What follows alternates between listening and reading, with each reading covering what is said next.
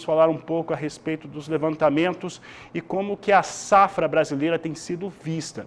Nossa convidada nessa tarde de segunda-feira é a Marcela Marini, ela que é analista de grãos e oleaginosas do Rabobank, vai participar conosco ao vivo pela internet e nos responde algumas perguntas agora a respeito dos últimos levantamentos que foram apresentados pelo Rabobank, que é um banco cooperativista, um dos mais importantes do mundo. Marcela, um prazer tê-la aqui no Agricultura BR, no canal do Boi, e nós estávamos vendo os números, né? Nós temos estimativas maiores em relação à produção, a exportação. O Rabobank acredita num embarque de 100 milhões de toneladas nesta safra nova. Contudo, né, como a gente tem mostrado aqui nas edições do nosso programa, há muito atraso e muitas preocupações em relação à safra de soja e que vão remeter também à safra de milho. Como é que você avalia esse momento da campanha brasileira? Boa tarde, seja bem-vinda. Boa tarde. Exatamente, assim, acho bom a gente destacar que boa parte desse aumento da safra que a gente está colocando aí para o ciclo 2024 vem um pouco por base, pelo aumento da safra, da área plantada, desculpa. Então, a gente está falando aí de um recorde da área plantada, e também por um retorno aí da safra gaúcha, né? A gente sabe, a gente tem acompanhado diariamente o clima. O clima esse ano ele tem sido bem específico, né? Então a gente tem observado aí um excesso de chuvas na região sul e chuvas irregulares, ou até aí uma falta de chuva nas regiões centro-oeste, norte e nordeste. Mas vale destacar que o período mais importante para a gente atingir uma produtividade boa vai ser durante o enchimento de grão, a partir aí de dezembro, né? Então as chuvas entre dezembro, janeiro e fevereiro, elas vão ser aí cruciais para a gente determinar, para a gente ver se essa safra recorde vai ser consolidada ou não. Marcela, se nós olharmos, eu creio que na sua participação na apresentação das perspectivas do agronegócio do Rabobank na última semana, você colocava esse ponto. Se for por uma realidade de mercado, se tudo der certo, nós vamos ter os prêmios brasileiros para a soja, assim como nós estávamos vendo, um pouco mais achatados, mais pressionados.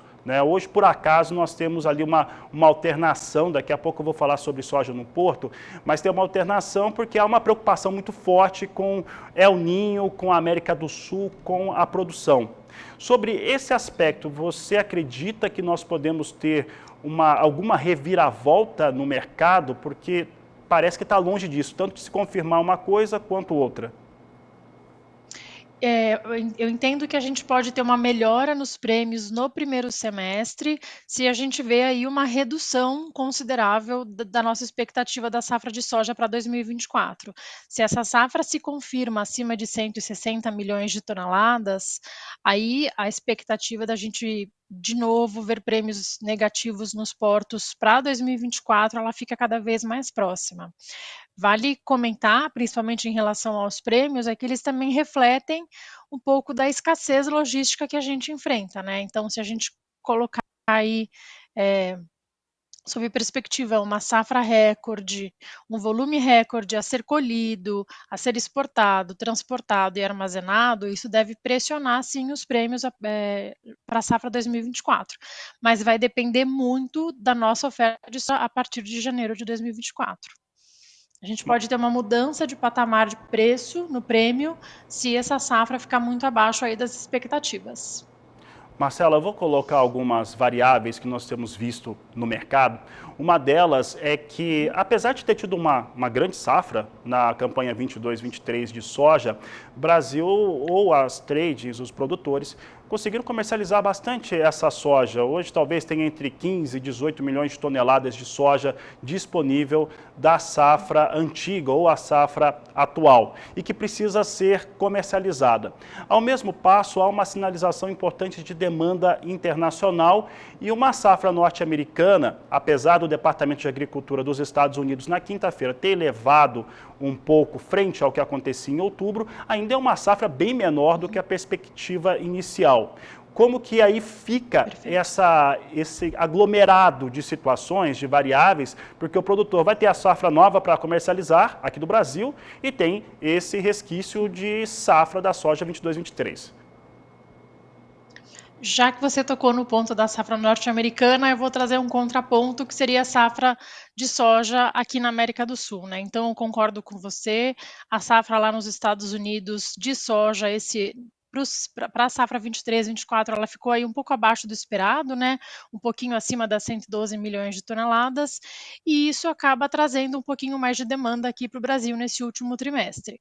Mas em contrapartida, a gente tem aí a América do Sul, que deve ter um recorde de soja para o próximo ano, muito por conta do enfraquecimento do Laninha e justamente pelo El Ninho, né? E historicamente, quando a gente analisa aí os dados dos últimos 20, 30 anos, a gente entende que o impacto do El Ninho, geralmente, ele não é tão preocupante quanto o impacto de um Laninha, que foi o que a gente observou aí de 2021 até 2023. E vale destacar que, apesar da gente estar vendo um atraso do plantio da safra de soja esse ano aqui no Brasil, ano passado, durante esse período, o clima também não estava bom. A gente também observou um atraso no plantio no início da semeadura da safra 22, 23.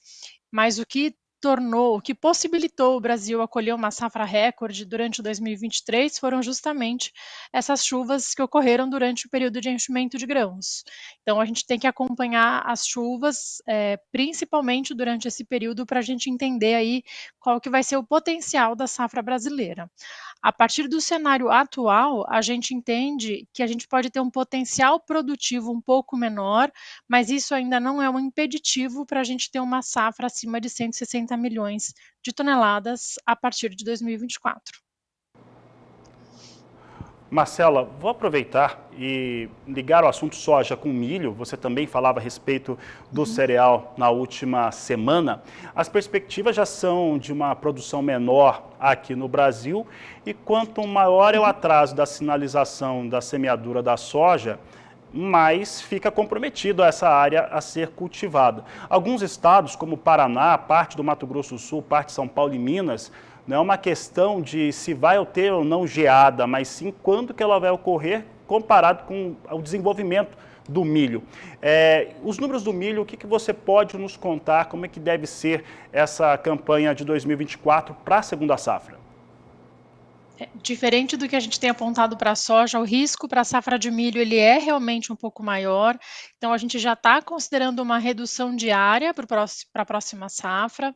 E além dessa redução diária, a gente também entende aí que o risco relacionado a esse atraso do plantio da soja, quando a gente associa ele a um possível atraso do plantio do milho safrinha, para o próximo ciclo, isso acaba aí trazendo um ponto de atenção extra para a gente.